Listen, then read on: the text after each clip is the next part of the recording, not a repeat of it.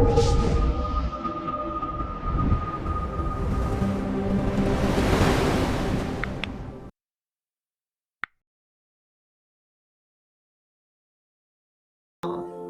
luce che tu dai, I pray you will find your light, nel cuore resterà, in hold within our heart. Okay.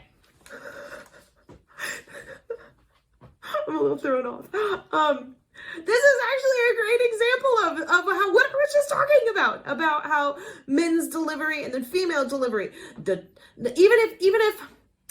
Even if he were singing the first section, the section that is the male voice, the da da da da da, which is like really low for me. Even if he sang that in like 2 octaves higher, which would be more the da da da da da, even if he sang it in that octave, but he sang it in the same delivery that he just did those low notes as a male vocal delivery, then you hear they're a little more blunt, they're a little shorter, where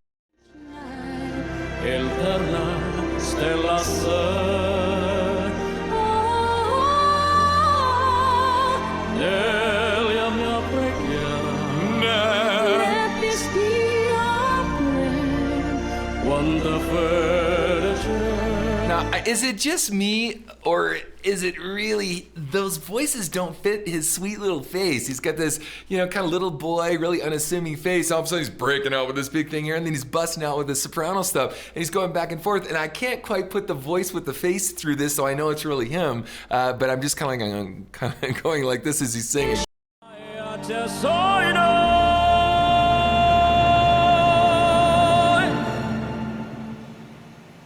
Sento che ci salva,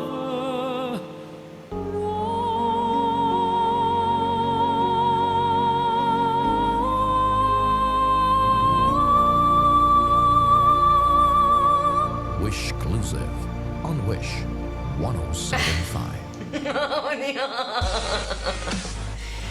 Wow! Oh my God, this is amazing! I never saw something like that. On the latest videos from Wish Crazy! 107.5. Wow, that man is absolutely again in control of his voice, and switching absolutely fluently without any cracking into those upper and all those registers. And when I sing in my falsetto, I definitely sound like a moaning cat. And I have a very, my falsetto, yeah, it's very, very thin. It's not very strong.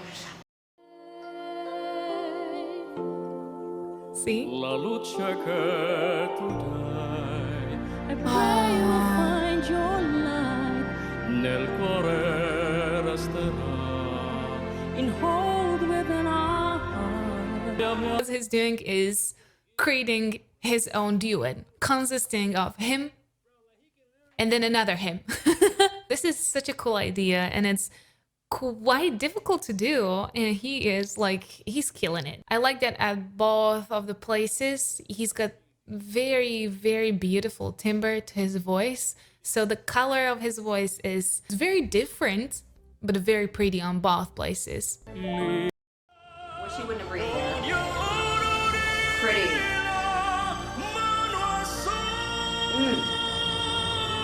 Good placement there.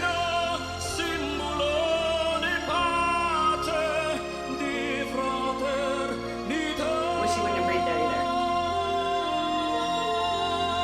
Okay, I'm gonna stop real quick. So this is a classical piece, and the reason I mentioned breathing twice is because in classical music, it's a lot more finicky and kind of picky about when you breathe than in a pop song or in a more contemporary driven song. So it's cutting off the phrasing a little bit where he chose to breathe, and it wasn't because he chose to phrase it that way, it's because he needed the breath. So if he would have taken a little bit more of an intentional breath, and I know that he's sitting, so that could have had something to do with it, but if he took a more intentional breath lower into the diaphragm, like more geared towards where your belly button is, and was a little bit better of a steward about rationing off that breath, he probably could have made it to the end of the phrase without needing to break up the phrase with that breath towards the end. Because if you notice, he took the breath towards the end of each phrase that he did it in that 2 times that I noticed it.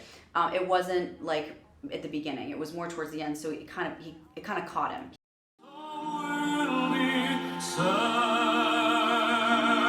Opening out. He's steadying himself.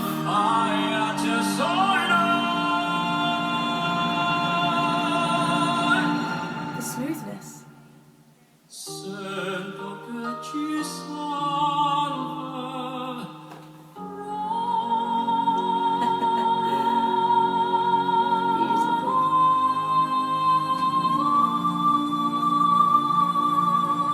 Wish Exclusive on Wish I love his Alexa there. I mean, what just happened? What did we just watch? That's what I'm thinking right now, because I could just watch that whole thing again and be taken aback by different parts of it.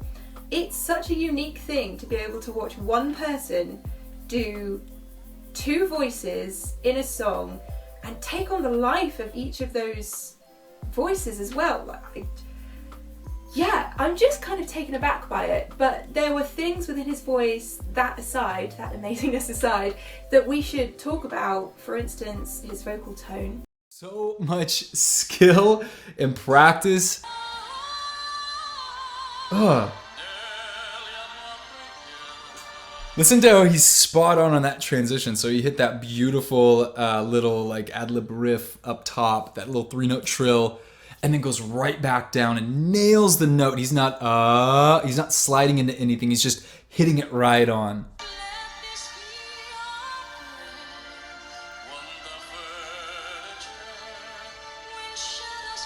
Okay, look, do you notice that? He's hitting it right on, and that's something that I really focus on with my students is we don't want to slide up. Now, if you want to slide up as a stylistic tool, that's okay, but what you really want to be able to do is you want to be able to just hit the note precisely no matter what the note leap you are taking, and he is a perfect example of, you know, this octave leap, or sometimes even more than an octave leap, and he's just nailing it.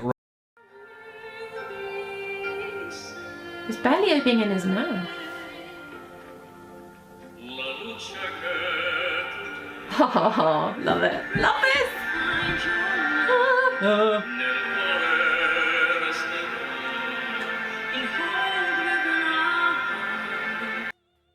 Masculine note, I'm guessing. That last bit there. So he's doing so many different things with his voice. Now I can see why you guys wanted me to do this. This is just awesome. So the transitioning from, well, straight away head voice, da, da, da, da, da, pitchy, da, da, da, da, da, da, da, da, and then that kind of thing, where it's just full on bel canto, operatic. Well, both of them, it's all seemingly classical, which